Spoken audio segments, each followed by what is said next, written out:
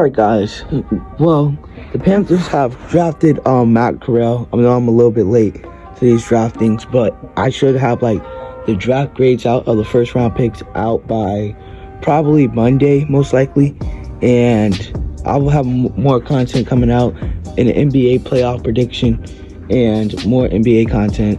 If there's any thundering or lightning or you hear rain in the back, it's because it's like a thunderstorm going on right now. And that's basically it. And now let's get into this video. Matt Corral is a very interesting pick. Also, I feel like he was the most safest pick because I think that Malik Willis will have to have more time, and plus he can't get mentored by none of our quarterbacks like PJ Walker or Sam Darnold. Those guys are both not quarterbacks who get mentored. They haven't been in the league long enough to mentor a raw prospect whose problem was throwing picks and not giving up on plays, which could be a good thing but also could be a bad thing because the way he scrambles back, and that could lead into some picks in the NFL and some huge sacks in the NFL. And I think that would be very terrible, and his mentorship wouldn't be that good sitting under Sam Darnold this year. But if we have like Matt Corral, this guy has the potential to be above average quarterback. He has also the potential to be a below average quarterback. But I feel like he was the better pick here.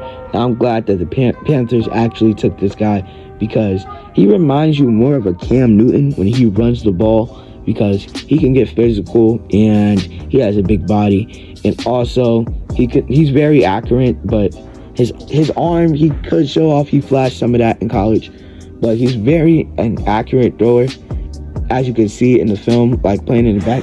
He's very accurate, especially with the checkdowns, and that's a rumor that's around him, which is he played in a very easy old miss system, and that could be true. But also, if Matt Rule or Bob McAdoo, I forgot his name, McAdoo, or the Panthers offensive coordinator can, if they can make the system more easier, giving checkdowns, because I feel like the way they utilize Matt Corral's receivers there with the easy and short routes, I feel like we can do that with DJ Moore.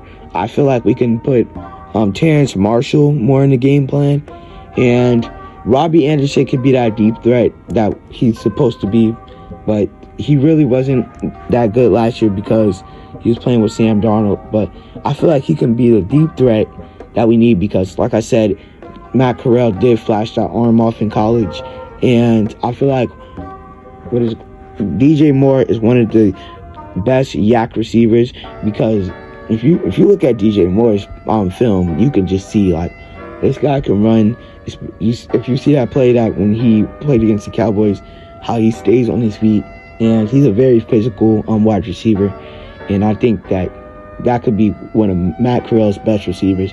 So you can expect a great year from DJ Moore, especially after yards after receiving, because of Matt Corral's system, and hopefully they like transfer his system a little bit, like that college system he had in Ole Miss, to the NFL a little bit, so he can get a little bit of an understanding of it. And I think this could be a great season for the Panthers, and this could show a lot of potential. I don't expect us to go to the playoffs this season, but with Ike Ekwonu and Matt Corral, and she's going to have a better O-line, much improved O-line than Sam Darnold, and I just feel like this team is going to be a much more decent team. We're going to win more games we should have won last year. This defense is lost a lot of pieces, but it's still good, and I feel like this can be like one of a top 16 teams, maybe top 20, and I won't be surprised if they win like 7 games or maybe even 9, or I won't be surprised if they win about 6. But that's my take, and I'm out. Peace.